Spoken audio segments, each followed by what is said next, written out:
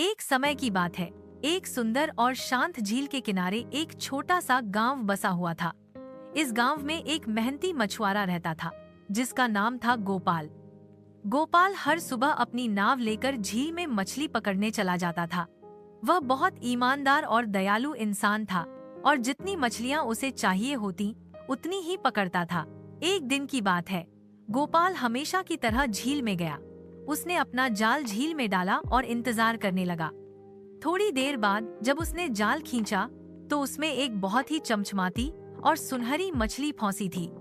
मछली देखने में सामान्य मछलियों से बिल्कुल अलग थी, जैसे वह किसी जादुई दुनिया से आई हो।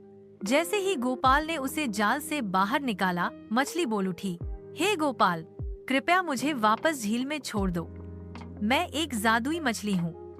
अगर तुम मुझे छोड़ दोगे तो मैं तुम्हारी एक इच्छा पूरी कर दूंगी। गोपाल यह सुनकर हैरान रह गया।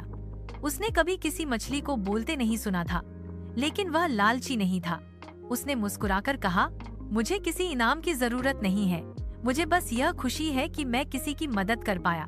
तुम आजाद हो। यह सुनकर मछली बहुत खुश हुई। उसने कहा, तुम्हारा दिल बहुत बड़ा है गोपाल। तुमने बिना किसी स्वार्थ के मुझे आजाद किया है, इसलिए मैं तुम्हें एक वरदान देती हूँ। अब से तुम्हारी नाव कभी खाली नहीं लौटेगी। तुम हमेशा भरपूर मछलियाँ पकड़ पाओगे। लेकिन याद रहे, लालच मत करना। गोपाल ने धन्यवाद कहा और मछली को वापस पानी में छोड़ दिया। इसके बाद हर दिन जब भी वह झील में मछली पकड़ने जाता, उसकी नाव मछलियों से भर जाती।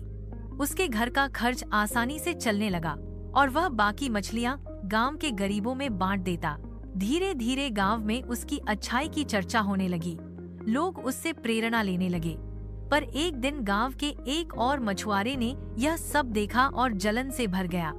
उसने सोचा, अगर मैं भी उस मछली को पकड़ लूं, तो मेरी भी किस्मत बदल जाएगी। वह मछुआरा रोज झील में जाता, लेकिन उसे वह मछली कभी नहीं मिली, क्योंकि उस मछली को केवल वही देख सकता था जिसके दिल में लालच न हो। सीख, इस कहानी से हमें यह सीखने को मिलता है कि सच्ची भलाई बिना स्वार्थ के होती है। अगर हम अच्छे काम करें तो भगवान हमें बिना मांगे ही उसका फल देते हैं, लेकिन अगर हमारे मन में लालच हो तो हमें कुछ भी नहीं मिलता।